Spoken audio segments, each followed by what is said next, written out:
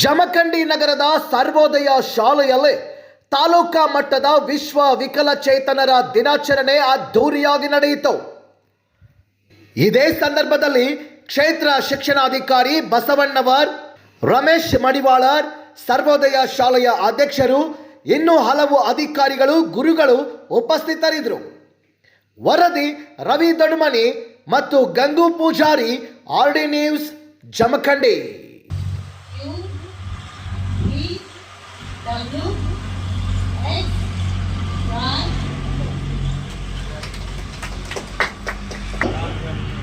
ವಾರಗಳು 7. ಸೋಮವಾರ ಮೀನ್ಸ್ ಈಶ್ವರನ ವಾರ, ನಾಗರಹವಿರೋದರಿಂದ ಸೋಮವಾರ. ನೆಕ್ಸ್ಟ್ ಮಂಗಳವಾರ, ಮಹಿಳೆಯರು ಮಂಗಳವಾರ ದಿನ ಪೂಜೆ ಮಾಡ್ತಾರೆ, ಅದಕ್ಕೆ ಮಂಗಳವಾರ ಬಳೆ.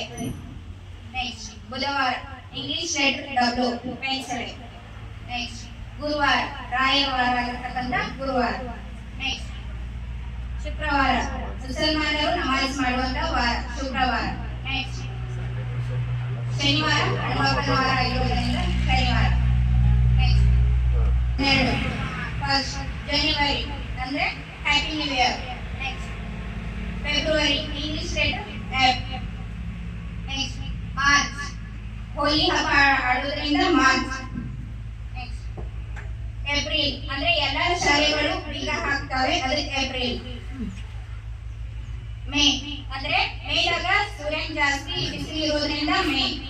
ನೆಕ್ಸ್ಟ್ ಜೂನ್ ಎಲ್ಲ ಮಕ್ಕಳು ಶಾಲೆಗೆ ಬರ್ತವೆ, ಅದಕ್ಕೆ ಜೂನ್ ಅಂತ ಮಾಡ್ತೀವಿ. ಜುಲೈ ಅಂದ್ರೆ ಆ ಜುಲೈ ಮಂತ್ ಅಲ್ಲಿ ಏನಾಗುತ್ತೆ ಅಂದ್ರೆ ಮಳೆ ಜಾಸ್ತಿ ಇರುತ್ತೆ, ಅದಕ್ಕೆ ಜುಲೈ. ಆಗಸ್ಟ್ 15 ಸ್ವಾತಂತ್ರ್ಯ ದಿನಾಚರಣೆ ಇರುತ್ತೆ. ನೆಕ್ಸ್ಟ್ ಸೆಪ್ಟೆಂಬರ್ ಅಂದ್ರೆ ಗಣಪತಿ ಹಬ್ಬ ಇರುತ್ತೆ, September. Next October Gandhi Jayanti ಇರೋದ್ರಿಂದ ಅಕ್ಟೋಬರ್. ನೆಕ್ಸ್ಟ್ ನವೆಂಬರ್ ದೀಪಾವಳಿ ಹಬ್ಬವನ್ನು ನವೆಂಬರ್ ತಿಂಗಳಲ್ಲಿ ಆಚರಣೆ ಮಾಡುತ್ತೇವೆ. ಡಿಸೆಂಬರ್ ಕ್ರಿಸ್ಮಸ್ ಡೇ ಇರೋದ್ರಿಂದ December. Very good, thank you. ನೋಡ್ ಸರ್, ಹಂಗ ಸರ್ ನಾಲ್ ನೋಡ್ರಿ ಹಂಗ.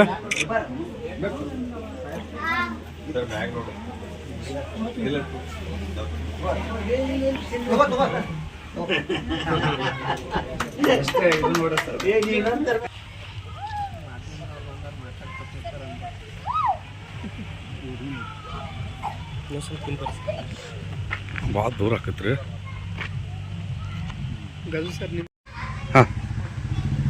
ನಮಸ್ಕಾರ, ಮಂಜುನಾಥ್ GK. ಸೊ ಇವತ್ತು ಬಾಗಲಕೋಟೆ ಡಿಸ್ಟ್ರಿಕ್ಟ್ ಜಮಖಂಡಿ ತಾಲೂಕಿನಲ್ಲಿ ವಿಶೇಷವಾದ ಒಂದು ವಿಕಲಚೇತನರ ವಿಶ್ವ ವಿಕಲಚೇತನರ ಕಾರ್ಯಕ್ರಮವನ್ನು ಇವತ್ತು ದಿನಾಚರಣೆ ಕಾರ್ಯಕ್ರಮವನ್ನು ಜಮಖಂಡಿ ತಾಲೂಕಿನಲ್ಲಿ ಕಾರ್ಯಕ್ರಮ ಮಾಡ್ತಾ ಇದ್ದಾರೆ. ಇದರ ವಿಶೇಷತೆ ಈಗಾಗಲೇ ತಮಗೆ ಗೊತ್ತಿರುತ್ತೆ, ವಿಕಲಚೇತನರೇ ಅಂದ್ರೇನು, ಯಾವ ರೀತಿ ಅಂತ. ಇದು ನನ್ನ ಪ್ರಕಾರ ವಿಕಲಚೇತನರ ದಿನಾಚರಣೆ ಅಲ್ಲ, ಇವತ್ತು ದೇವರ ದಿನಾಚರಣೆ ಎಂದು ನಾವು ಭಾವಿಸ್ಬೇಕು ಇದನ್ನು. ಯಾಕೆಂದರೆ ಏನೂ ಗೊತ್ತೇ ಅಂದರೆ ಸೊ ದೇವರಿಗೇ ಪಾಠ ಕಲಿಸುವಂಥ ಒಬ್ಬ ಟೀಚರ್. ಸೊ ಅಂಥವರು ಕೂಡ ನಮ್ಮ ಹತ್ರ ಇದ್ದಾರೆ. ಜೊತೆಗೆ ಅವರಿಗೆ ಆರ್ಥಿಕವಾದ ಸಹಾಯ ಸಹಕಾರ ನಾವು ಏನೇನೋ ಮಾಡ್ತಾ ಇರ್ತೀವಿ. ಅಂಥವ್ರಿಗೆ ದಯವಿಟ್ಟು ನಿಮ್ಮ ಮನೆಯಿಂದ ಕೊಡಬೇಡಿ, ಬರುವಂಥ ಯೋಜನೆಗಳನ್ನು ಸರಿಯಾಗಿ ಅವರಿಗೆ ಒದಗಿಸಿದರೆ ಸಾಕು. ಸೊ ಅವರೊಂದು ಮಟ್ಟದಲ್ಲಿ ಹೋಗ್ತಾರೆ. ಸೊ ಈ ವಿಚಾರವಾಗಿ ಇವತ್ತಿನ ದಿನಾಚರಣೆ ಅಂಗವಾಗಿ, ಈ ಕಾರ್ಯಕ್ರಮದ ಅಂಗವಾಗಿ ಹಾಗೂ ಈ ವಿದ್ಯಾರ್ಥಿಗಳ ಪರವಾಗಿ ಈ ಸಂಸ್ಥಾಪಕರಾದಂಥ ಏನು ಮಾತಾಡ್ತಾರೆ ನಮ್ಮ ಸುದ್ದಿವಾಹಿನಿಯಿಂದ, ದಯವಿಟ್ಟು ಬನ್ನಿ ಕೇಳೋಣ. ಇವತ್ತಿನ ಈ ಕಾರ್ಯಕ್ರಮದ ಬಗ್ಗೆ ತಮ್ಮ ಅಭಿಪ್ರಾಯ ಮತ್ತು ಏನು ವಿಶೇಷ? ಮೊದಲನೇದಾಗಿ ನಾನು ವಿಶ್ವದಾದ್ಯಂತ ಇವತ್ತು ವಿಶ್ವ ವಿಕಲಚೇತನ ದಿನಾಚರಣೆ ಆಚರಿಸ್ತಾ ಇದ್ದಾರೆ. ಅದಕ್ಕೆ ನಾನು ಎಲ್ರಿಗೂ ಕೂಡ ಇವತ್ತಿನ ದಿನ ವಿಶ್ವ ವಿಕಲಚೇತನ ದಿನಾಚರಣೆ ಶುಭಾಶಯಗಳನ್ನು ಅರ್ಪಿಸಲಿಕ್ಕೆ ಪ್ರಯತ್ನ ಮಾಡ್ತೀನಿ. ಬಾಗಲಕೋಟೆ ಜಿಲ್ಲೆ ಜಮಖಂಡಿಯಲ್ಲಿ ನಮ್ಮ ಈ ಸರ್ವೋದಯ ಕಿವುಡು ಮತ್ತು ಮೂಕ ಮಕ್ಕಳ ಶಾಲೆ 2006 ಮತ್ತು 7ರಲ್ಲಿ ಪ್ರಾರಂಭವಾಗಿದೆ. ಈಗ ಇಲ್ಲಿವರೆಗೆ 122 ಮಕ್ಕಳು ನಮ್ಮಲ್ಲಿ ಕಲಿತಾ ಇದ್ದಾರೆ. ಇನ್ನೂ 10-20 ಮಕ್ಕಳು ಹೋಗೋದು ಬರೋದು, ಸ್ಪೀಚ್ ಥೆರಪಿ ಹಾಗೆ ಅಂತ ಓಡಾಡ್ತಾ ಇರ್ತಾರೆ. ಸುಮಾರು ಒಂದು 100-150 ಮಕ್ಕಳು ನಮ್ಮ ಶಾಲೆಯಲ್ಲಿ ಉಚಿತವಾಗಿ ಶಿಕ್ಷಣ ಪಡಿತಾ ಇದ್ದಾರೆ. ವಿಕಲಚೇತನರು ಮತ್ತು ಹಿರಿಯ ನಾಗರಿಕ ಸಬಲೀಕರಣ ಇಲಾಖೆಯಿಂದ ನಮ್ಮ ಸಂಸ್ಥೆ ಮಾನ್ಯತೆಯನ್ನು ಪಡೆದು ಅನುಮತಿಯನ್ನು ಪಡೆದು ಈ ಶಾಲೆಯನ್ನು ನಡೆಸ್ತಾ ಇದೆ.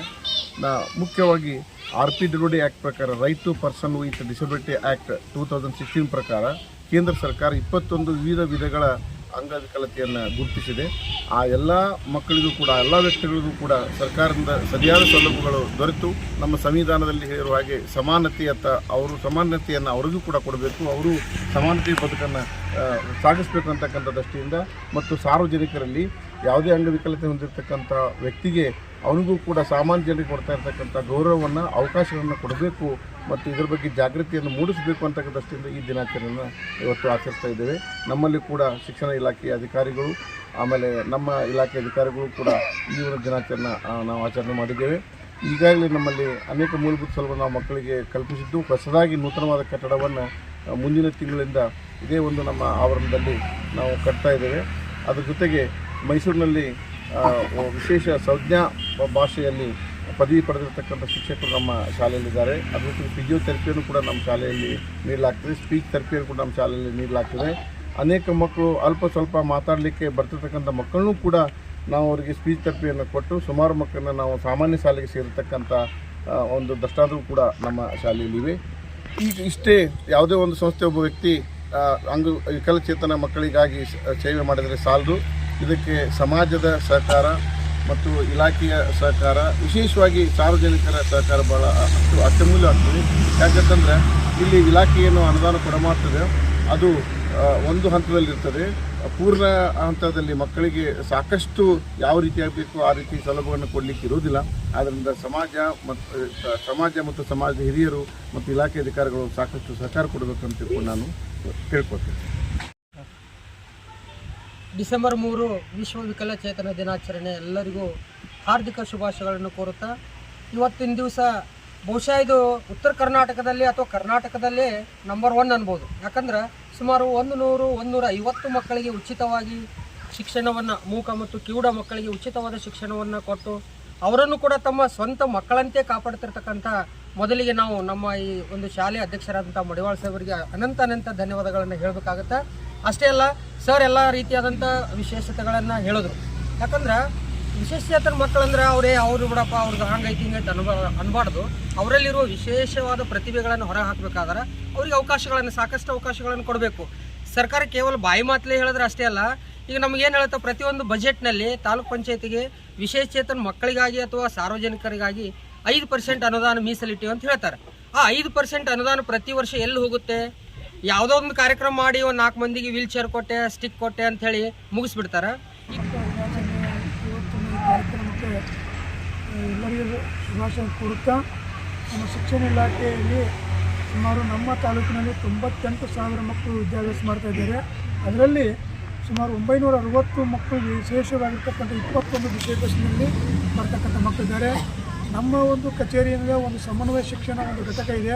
ಅದರ ಮೂಲಕ ನಾವು ತಾಲೂಕಿನಲ್ಲಿ ಬರ್ತಕ್ಕಂಥ ಎಲ್ಲ ಮಕ್ಕಳಿಗೆ ಫಿಸಿಯೋಥೆರಪಿ ಇರ್ಬೋದು, ಮೆಡಿಕಲ್ ಕ್ಯಾಂಪ್ ಇರ್ಬೋದು, ಅವ್ರಿಗೆ ಬೆಂಗಾಲಲ್ಲಿರ್ಬೋದು, ಅವ್ರ ದಿನಭತ್ಯೆ ಇರ್ಬೋದು, ಇದನ್ನೆಲ್ಲ ಸೌಲಭ್ಯಗಳನ್ನು ನಾವು ನಮ್ಮ BRT ಟೀಮ್ನಲ್ಲಿರ್ತಕ್ಕಂಥ BA ಕಾಂಬ್ಳೆಸ್ ಅವರು, SR ಕಾಂಬ್ಳೆ ಅವರು, ಹಾಗೆ ನಮ್ಮ ಮುರುಗಿ ಸರ್ ಅವರು, ಮೇಡಮ್ ಅವರು ಭಾಳ ಪ್ರಯತ್ನ ಮಾಡಿ ಎಲ್ಲ ಮಕ್ಕಳನ್ನು ಅವರು ಏನಪ್ಪ ಅಂತ ವಿಶೇಷ ವಿಶ್ವ ವಿಕಲಚೇತನ ದಿನಾಚರಣೆಯನ್ನು ಜಮಖಂಡಿ ತಾಲೂಕಿನ ಈ ಮೈಗೂರು ರಸ್ತೆಯಲ್ಲಿ ಇರ್ತಕ್ಕಂಥ ಒಂದು ಶಾಲೆಯಲ್ಲಿ ನಮ್ಮ ಸರ್ವೋದಯ ಶಾಲೆಯ ಚೇರ್ಮನ್ರಾಗಿರ್ತಕ್ಕಂಥ ಮಡಿವಾಳ ಸರ್ ಭಾಳ ಅಚ್ಚುಕಟ್ಟಾಗಿ ಮತ್ತು ಅವ್ರ ಟೀಮ್ ಆಗಿರ್ತಕ್ಕಂಥ ಮುಖ್ಯ ಗುರುಗಳು ಮತ್ತು ಎಲ್ಲ ಗುರುಗಳು ಗುರುಮಾತೆಯರು ಭಾಳ ಅಚ್ಚುಕಟ್ಟಾಗಿ ವ್ಯವಸ್ಥಿತ ರೀತಿಯಲ್ಲಿ ಒಂದು ಕಾರ್ಯಕ್ರಮವನ್ನು ಪ್ರತಿ ವರ್ಷ ಮಾಡ್ತಾ ಇದ್ದಾರೆ. ಆದ್ರೆ ಭಾಳ ಖುಷಿ, ನಮಗೊಂದು ಕಡೆ ನೋಡಿದ್ರೆ ಭಾಳ ಹೆಮ್ಮೆ ಆಕತಿ, ಭಾಳ ಖುಷಿ ಆಕತಿ. ಯಾಕಂದ್ರೆ ಒಂದು ಸಣ್ಣ ತಾಲೂಕದೊಳಗೆ ಇಂಥ ಕಾರ್ಯಕ್ರಮ ಮಾಡ್ತಾರಂದ್ರೆ ಭಾಳ ಹೆಮ್ಮೆ ಅನ್ನಿಸ್ತದೆ. ಆದರೆ ಇಂಥ ಕಾರ್ಯಕ್ರಮ ಎಲ್ಲಿ ನೋಡಿದ್ರು ಅನಿಸ್ತದೆ ನಮಗೆ. ಯಾಕೆ ಅಷ್ಟು ಅಚ್ಚುಕಟ್ಟಾಗಿ ಮಾಡ್ತಕ್ಕಂಥ ಒಂದು ಕಾರ್ಯಕ್ರಮ ಮಡಿವಾಳ ಸರ್ ಪ್ರತಿ ವರ್ಷ ಮಾಡ್ತಾ ಇದ್ದಾರೆ. ಭಾಳ ಹೆಮ್ಮೆ ವಿಚಾರ ಸರ್. ಒಂದು ಕಡೆ ಖುಷಿ ಕೊಟ್ಟಾವು, ಇನ್ನೊಂದು ಕಡೆ ಬೇಜಾರನೂ ಆಗ್ತಾವೆ. ಯಾಕಂದರೆ ಈಗಾಗಲೇ ಸಾಕಷ್ಟು ಸರ್ಕಾರ, ಇವತ್ತು ಕೇಂದ್ರ ಸರ್ಕಾರ, ಮಾನ್ಯ ಪ್ರಧಾನಮಂತ್ರಿಗಳು, ನಮ್ಮ ದೇಶದ ಹೆಮ್ಮೆಯ ಪ್ರಧಾನಮಂತ್ರಿಗಳು ನರೇಂದ್ರ ಮೋದಿಯವರು ಅನೇಕ ಡಿಸೆಬಿಲಿಟಿಗೆ ಭಾಳ ಅಚ್ಚುಕಟ್ಟಾಗಿ ಒಂದು ವ್ಯವಸ್ಥಿತ ರೀತಿಯಲ್ಲಿ ಅನುದಾನ ಕೊಡೋದ್ರ ಮೂಲಕ ಇವತ್ತು ವಿಶ್ವದಲ್ಲಿ ಅತ್ಯಂತ ಹೆಮ್ಮೆಯ ಪ್ರಧಾನಿಗಳು ಅಂತ ನಾವು ಹೆಮ್ಮೆಯಿಂದ ಹೇಳ್ಬೋದು. ಯಾಕೆ ಅಷ್ಟು ಅನುದಾನ ಕೊಟ್ಟಿರ್ತಕ್ಕಂಥ ನಮ್ಮ ದೇಶದ ಪ್ರಧಾನಿಗಳವರು. ಅಷ್ಟೇ ಅಲ್ಲ, ನಮ್ಮ ರಾಜ್ಯದಲ್ಲೂ ಕೂಡ ಭಾಳಷ್ಟು ಕಾಳಜಿ ಕೊಡ್ತಕ್ಕಂಥ ಮುಖ್ಯಮಂತ್ರಿಗಳು ಅದಾರೆ. ಆದರೆ ಯಾಕೇನೋ ಗೊತ್ತಾಗ್ತಾ ಇಲ್ಲ. ಪ್ರತಿಯೊಬ್ಬರು ಅನುದಾನ ಸಾಕಷ್ಟು 5% ಐತೆ ಅನುದಾನ ಅಂತಕ್ಕಂಥದ್ದು ಹೇಳ್ತಾರೆ. ಆದರೆ ಆ ಅನುದಾನ ಇಲ್ಲಿ ಬಂದು ಕೇಳಿದ್ರೆ, ಮೂಲ ಆ ಸ್ಥಳದಲ್ಲಿ ಬಂದು ಕೇಳಿದ್ರೆ ಒಟ್ಟು ಅನುದಾನ ಇಲ್ಲ ಅಂತ ಹೇಳ್ತಾರೆ. ಯಾಕೆ ಈ ರೀತಿ ಆಗಕತ್ತ ಹಂಗಾರೆ ಎಲ್ಲಿ ಹೋಗತ್ತ ಅನ್ನೋದನ್ನ ಇದು ನಮಗೆ ಬೇಕಾಗೈತೆ ರೀ. ಒಟ್ಟು ಯಾರಿಗೂ ಗೊತ್ತಾಗೋಲ್ಲ ಸರ್. ದಯವಿಟ್ಟು ಮಾಧ್ಯಮ ಮಿತ್ರರು, ನನ್ನ ಪತ್ರಕರ್ತರ ಬಂಧುಗಳು ಈ ಕೆಲಸ ಮಾಡ್ಬೇಕಂತ ಹೇಳ್ತೀವಿ. ಯಾಕಂದ್ರೆ ಅವ್ರು ಮಾಡಲಿಲ್ಲ ಅಂದ್ರೆ ಎಲ್ಲೂ ಕೂಡ ಅನುದಾನಗಳು ಗೊತ್ತೇ ಆಗೋದಿಲ್ಲ. ಹಾಗಾಗಿ ಮುಂಬರುವ ದಿನಮಾನಗಳಲ್ಲಿ ಮೊದಲಿಗೆ ನಮಗೆ ಯಾರು ಅನ್ಕೊಂಬ ತೋರಿಸೋದು ಬೇಕಾಗಿಲ್ಲ.